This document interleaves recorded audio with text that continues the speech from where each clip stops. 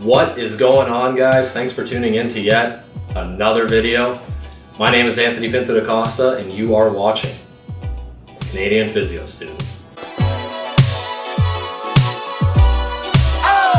Alright people, so I'm back again with another video interview. As you guys know from the last interviews, during these discussions I sit down with some clinicians to discuss certain topics in physiotherapy in hopes of providing you guys with some clinical pearls that you can take with you and then subsequently apply them within your own practice. With that said, the topic of the day for this video interview is the use, application, and importance of the biopsychosocial approach within physiotherapy practice, which I will be discussing with the one and only Kyle Vader. How's it going? Yeah, good. Thanks for having me. Yeah, good. Appreciate you coming on. Yeah. I think this is a really important topic, especially in terms of the recent paradigm shift and how we provide care as physios, and definitely a good topic for not only new grads but current students to learn about. So yeah, for sure. Thanks for coming on. So before I give Kyle the floor here, I'll just tell you guys how we know each other. So he's very involved in the rehabilitation therapy faculty here at Queen's. He was an academic assistant in our cardiorespiratory course just last year. He also gave us a lecture on pain in our gerontology course just last semester. And then currently he is an academic assistant in our complex health conditions class. So I just found that out today also. So, but just going back to the pain lecture that he gave us, within that lecture, he talked about the biopsychosocial approach and how we use it when dealing with people who have chronic pain, specifically older adults with chronic pain. And that's exactly why I wanted to bring him on today, because I didn't feel like there was a better physio in Kingston to talk to about this. So before I talk too much though, I'll just give you the floor. Maybe just tell people who you are, where you're from, education level, all that. Yeah, for sure. Yeah, thanks. So I'm currently a clinician here in Kingston. So I work in the chronic pain program at one of our hospitals here. So I work there part-time. I'm also currently a PhD student in the rehabilitation science program here at Queen's as well. So kind of gaining some more research skills that I can apply to physiotherapy practice. Before I came here to Kingston, I did my physiotherapy training at the University of Toronto. And then before that, I did my undergraduate degree in health sciences at McMaster in Hamilton. Nice. So this is the first non-Queen's PT grad that we have on here. So yes, yeah. Adding a little bit of diversity to the channel, which is good. Yeah, no, it's good. I'm learning a bit about the Queen's program, Yeah. but there's lots of similarities, but also some unique differences between them. Differences. Cool. Yeah. All right, so I guess we'll just get right into the discussion here. So just to set some context, I mentioned previously that there's that paradigm shift from the more traditional physiotherapy care to now more of a biopsychosocial approach. And I think a lot of people know what it is, but they don't really know how to apply it. But there's also some people who don't know exactly what it is. So just to define our terms here, my first question for you is just, what is the biopsychosocial model and why is it important? Yeah, I think that's a really good question. I think it's also a really complex question. In that I think we're still in the physiotherapy landscape figuring out, how does the biopsychosocial model apply to the work that we do? And I think sometimes there can also be a bit of apprehension of, where's the line of where we as physiotherapists, where do we work and where do other healthcare providers work? So yeah, I think it's great to start off with, what is the biopsychosocial model? I think the easiest definition is to kind of describe it as, when we think of health in someone's health condition that they may be living with, whether it's pain or another chronic condition, what are the different factors that influence the disease that they might be living with? So typically that would include different factors like biological factors, also psychological factors, and also what are the social factors that are involved in impacting an individual's overall health and well-being. I think, quite traditionally as physiotherapists, our sweet spot is really focusing on that very biological side of things. And that can be really our comfort zone. And I think that's for a lot of different reasons. I mean, we're a physical therapist, so I think a lot of times it feels, quite comfortable to really stick in that biological domain. And I think the other important thing to remember is that the biopsychosocial model doesn't ignore the biological factors, but rather considers, the complex interplay between biology, psychology, but also social factors, and how all of those work together. Yeah. So yeah, it's a complex kind of concept, but also I think it inherently makes a lot of sense to clinicians, because we know that people are not only decreased range of motion in their knee. Yeah. It's how does that impact the stuff that they want to do during the day? How are they feeling about that? How are they coping with that? Who are the people around them that are supporting them, including us as a provider, but also the people that are within them in their day-to-day life. Exactly. So yeah, I think it's really we'll see lots of shift in healthcare as a whole to really looking at people taking a biopsychosocial perspective. And I think taking a biopsychosocial perspective, I think it's really it's patient-centered, because it's really focusing on who's in front of you and what are their needs and how you can work with them. Okay, cool. Very succinct, and I think you cover all the bases there. Yeah. So it's basically just looking at the whole person as opposed to, like you were saying, just not a decreased range of motion, not just a specific point on them that may have pain. You got to look at their whole situation and what may have led to whatever they're experiencing right now. Exactly. Perfect. And I think as I mentioned, I think sometimes as physiotherapists, we can feel as though sometimes the biopsychosocial model is kind of saying that the biology is no longer important. And I think the important thing to recognize, as I mentioned, is that it's really looking at, the more, even as you said, the whole person, and not ignoring biology, but also considering the person in the context in which they're in. Perfect. Okay. So just to transition my next question here. So now that we know what it is, we just explained it. A lot of people don't know how to apply it. It's just, we know it's like the Venn diagram with 3 circles, but applying it is something that may raise a few eyebrows, just raise a few questions. So the next question is, how can we apply that biopsychosocial model within physiotherapy practice? Yeah, it's a great question, and I think there's still a little bit of research that we can do to see kind of what are the challenges of providing biopsychosocial care as a physiotherapist, because I think we know anecdotally that sometimes different factors may not as much be in our traditional wheelhouse as a physiotherapist, whether it's someone who's coming in with back pain and they also have other challenges related to depression or mental health, or maybe they're not working right now, so socially there's a lot of changes that are going on. And so I think first we need to kind of understand what are the challenges of implementing a more biopsychosocial model within physiotherapy practice. And I think it also comes down to how we can best support our education and our training programs to also set people up for success, to know what is the biopsychosocial model, why do we think this is a good idea, and also what this means in the context of physiotherapy care. I think a lot of times, from what I noticed in my own training, and also when I do some of the teaching with your class, other classes here at Queen's, is oftentimes the biopsychosocial model will get brought in the context of talking about pain, because we know that pain is a complex phenomenon. Lots of different factors can influence a person's pain. So I think usually pain is a good way of connecting with physiotherapy students to help them understand that things are not just the state of your tissues influences what someone experiences, but recognizing there are other factors that play into that. So what I would say in terms of how do you implement the biopsychosocial model, I think it's first to kind of just recognize what do you know about it and what don't you know about it.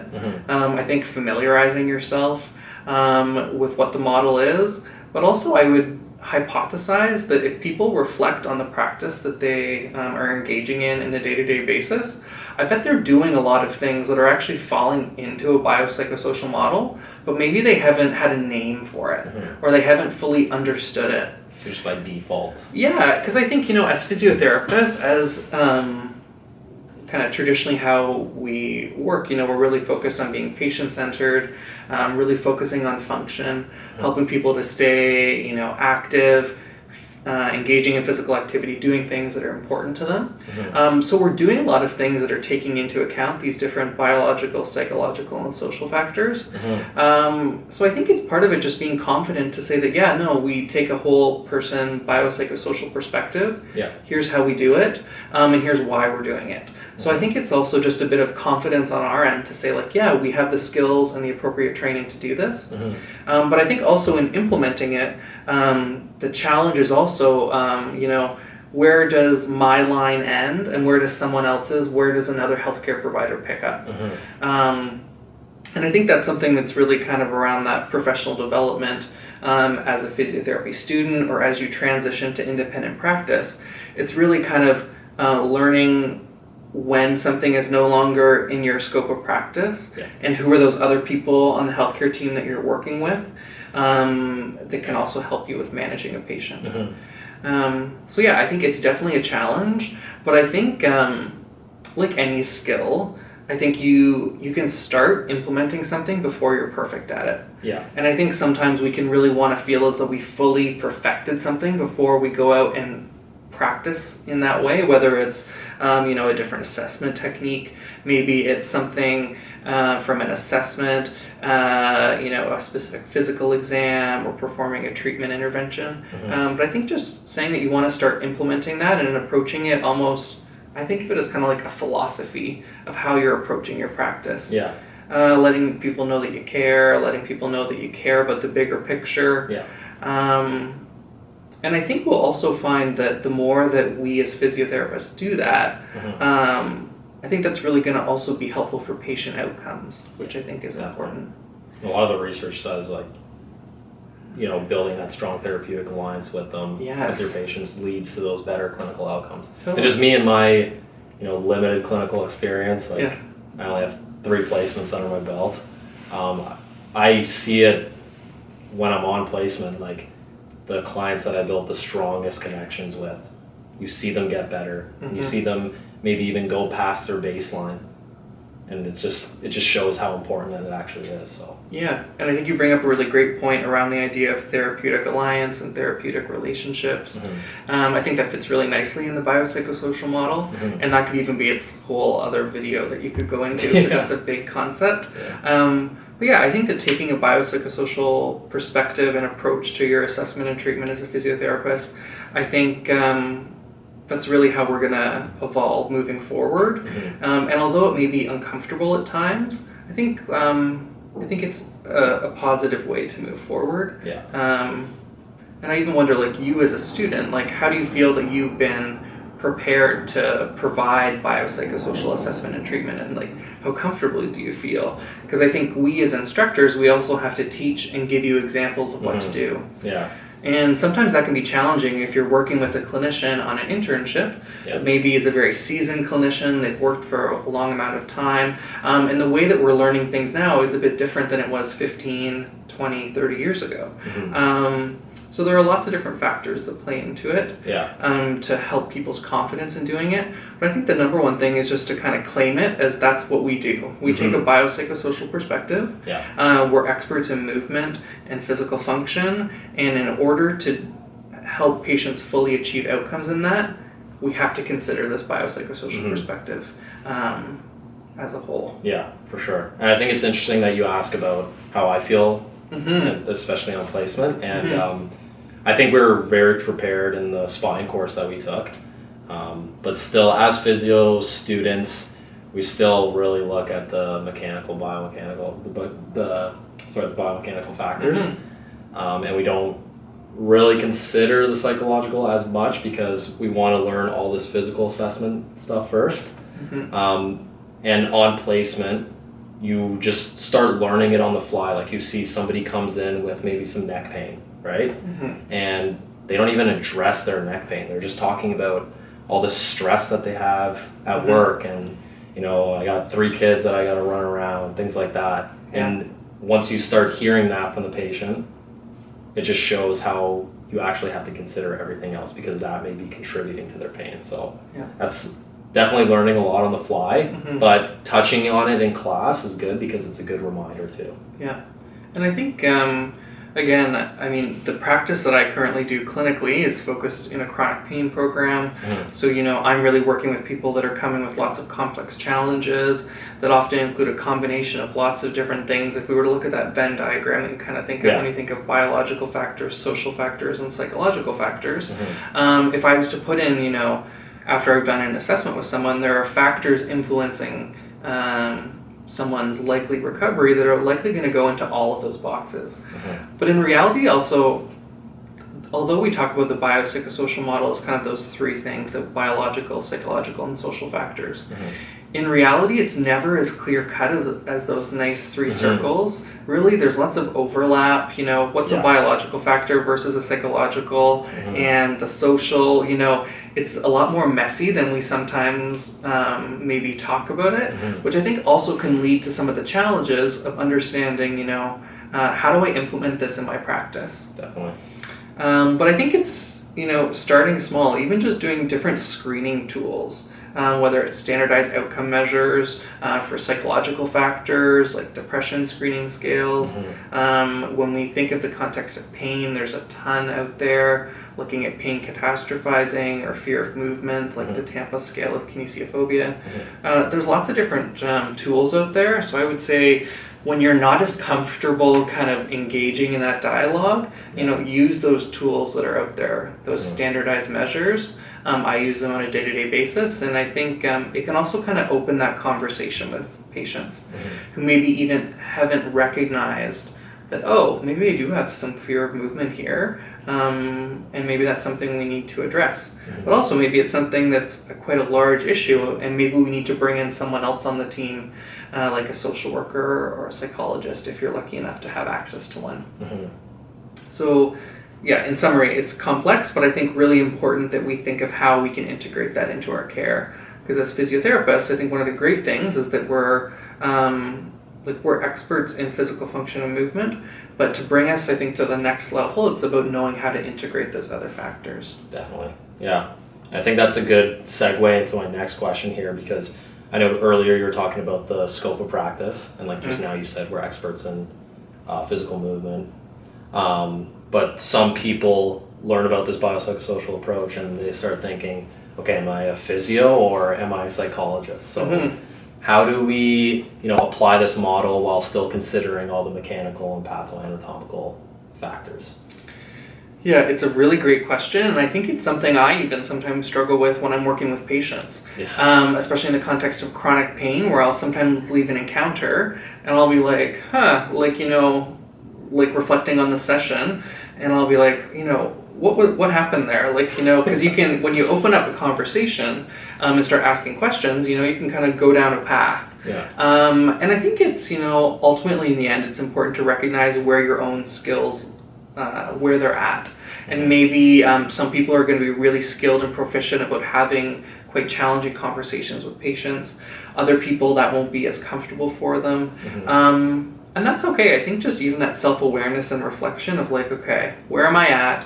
Did I stay with what I was confident but also competent in offering? Definitely. So we definitely want to stay within our scope of practice.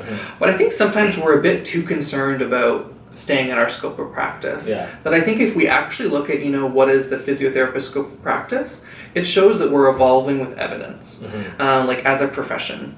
And if we look at a lot of the research, we know, especially in the context of pain, and again, I speak about pain because that's kind of the area that I know, but I think it could also apply to lots of other areas that we just maybe aren't as versed or as well researched right now in physiotherapy practice.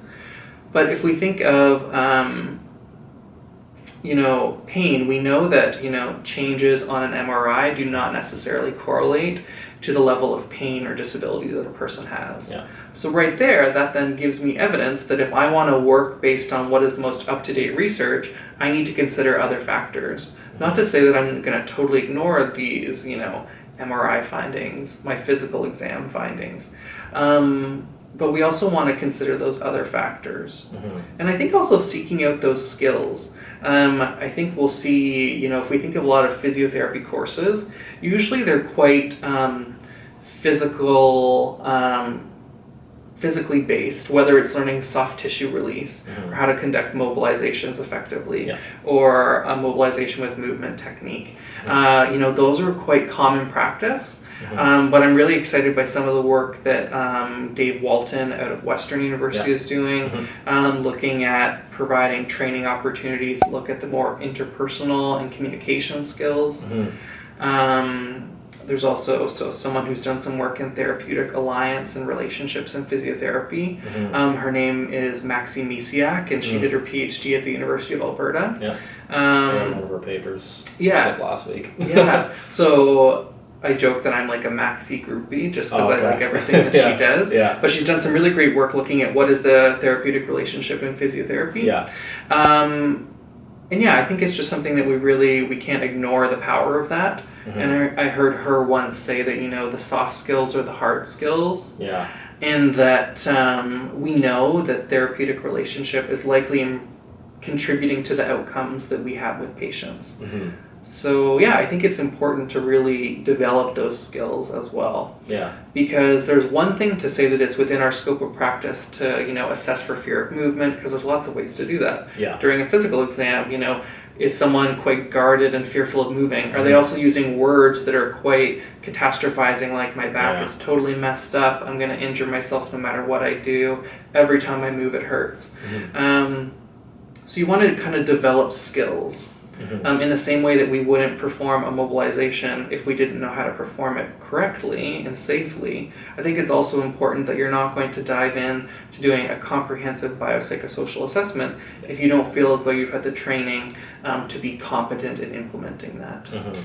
So yeah, it's messy, but I think it's important that we kind of figure out how can we best do that. Yeah, no, it's a lot of good points. I like that one that you said about not being scared to think you're going outside of your practice, Mm-hmm. like you're just dealing with the human in front of you. And I've definitely had those same experiences that you were talking about where you completed the session and you were kind of like, what just happened there? Because for me, like my last placement, I would usually just have 15 minutes with a client, and like 12 of those minutes I was just talking to them, just trying to provide some support because maybe they had a lot of stress. And I look at the clock and I'd be like, oh, I only have like 3 minutes to do any type of hands-on. But I also got to look at that as I was still providing treatment there. I was still trying to provide some support because that could be contributing to whatever that person's experiencing. Yeah, and totally. And I think it also comes down to kind of what we perceive as like, what is treatment? Yeah. And I think as, a physical therapist, as a physiotherapist, we often think that means that there had to be a physical intervention. Yeah. And I think I sometimes just like to picture it as kind of that when we think about working with a patient, and someone is kind of at various stages of change, of engaging in a physical activity program or in working at increasing their level of physical activity. Some people are not at that stage where they're ready to do that. Yeah. So you need to explore and dig into like, what have you done in the past? Where are you at currently? Maybe something else is more important that day. And as a regulated healthcare provider, us gathering information very much falls within our scope of practice. Yeah. I think, but again, it's that balancing act of, are we, really implementing the work that we can do most effectively, that we as physiotherapists are really great at. So it's a balancing act. Yeah. But I think if we look at other disciplines like nursing, medicine, they really acknowledge the art of the work that they do. Definitely. And the importance of communication as the most important thing that they can do, being there to listen in times of challenging circumstances. And I think, us as physiotherapists, in rehabilitation, we're dealing with people at really vulnerable times, whether it's pain, injury, uncertainty of what they're going to get back to doing. So it's an inherently really emotional time for people. And I think, I just think it's very much within our scope of practice to support people fully, to get back to physical function. And I think, but as I've said, I think we still have more to figure out how we can do that most effectively.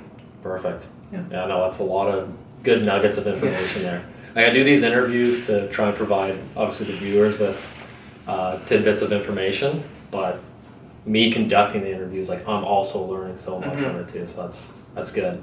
So before I ask you my last question here, that's kind of veering off the track of the biopsychosocial model. Was there anything else you wanted to add just in that discussion that maybe we didn't touch on, or do you think we basically just covered all of our bases? Yeah, I think the main thing that I'm kind of learning in my own practice is that, no matter what you're doing, whether it's kind of really trying to embody a biopsychosocial approach, I think it's just starting small. I think it's about that self-reflection piece as a practitioner to realize, what is it in my clinical encounters that is going well? What is it that I could maybe improve upon? And seeing kind of reflecting on what your skills are to make sure that you've got the training to be able to perform that type of care. And then I think it's important, and that's why, like I mentioned, the course by Dave Walton, different opportunities that teach physiotherapists how to, really tap into that interpersonal connection that happens between a therapist and a patient, because I think really that's patient-centered because it leads to better outcomes. So yeah, that's what I would really summarize. So the self-awareness component is definitely key in terms of that. Definitely. Perfect. All right. I think that people will definitely take some value from just everything you've said over the past, 10 minutes or however long it is. Just my last question here for you, though. Just quickly before we end the video, do you have any just general advice for students who want to pursue physiotherapy in this day and age? And it can be anything. Yeah, it's a good question. I think it's really about kind of before you get into it, like getting a good sense of what the work involves. I think if I'm being honest in my own kind of path to getting here is I didn't fully understand it. But I think just like seeking it out, whether it's like contacting a hospital, seeing if there's a physiotherapist you could just connect with, go out and grab coffee with them, say that you're interested and you'd like to know what the day-to-day work is like, or if you can get in and do those very practical experiences. But I think if I reflect on my own path, I didn't do a lot of specific physiotherapy that would fall like directly under physiotherapy care. I did lots of other volunteering and lots of other kind of, I learned lots of skills, but I kind of transferred that to the work that I do now. Like I volunteered in a mental health hospital working with patients. I did work with a program that worked with people with intellectual disabilities. I did some teaching. These other experiences that although they were not directly related to physiotherapy, I think it's important that we bring in people to the profession that have a diverse background. And I think that bringing people in that bring that diversity is going to be really great because we know that patients bring diversity.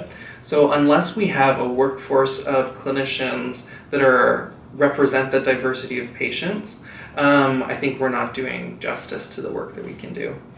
So yeah, I think it's really just seeking it out and not being worried about feeling like you got to follow a specific strict path.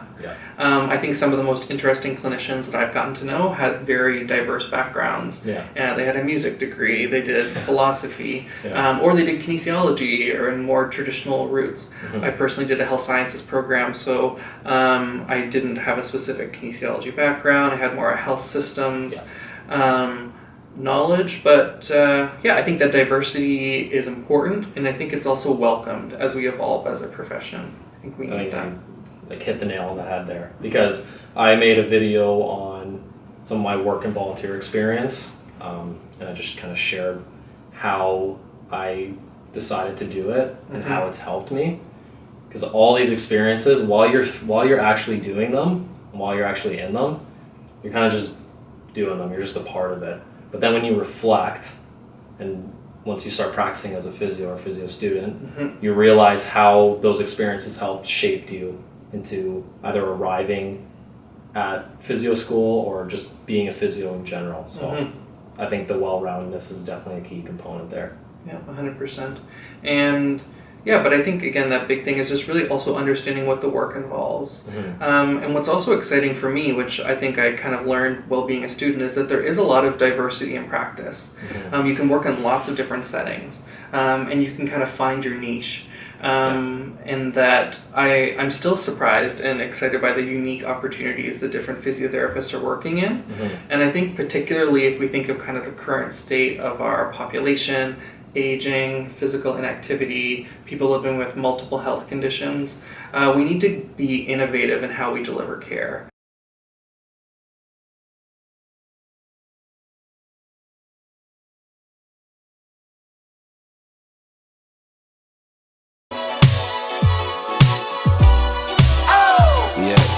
Another day, another dollar to be made. I'm a workaholic, ballin' hard until the grave. Used to wanna be a baller for the NBA, till the fellas around me started dunking in the 7th grade.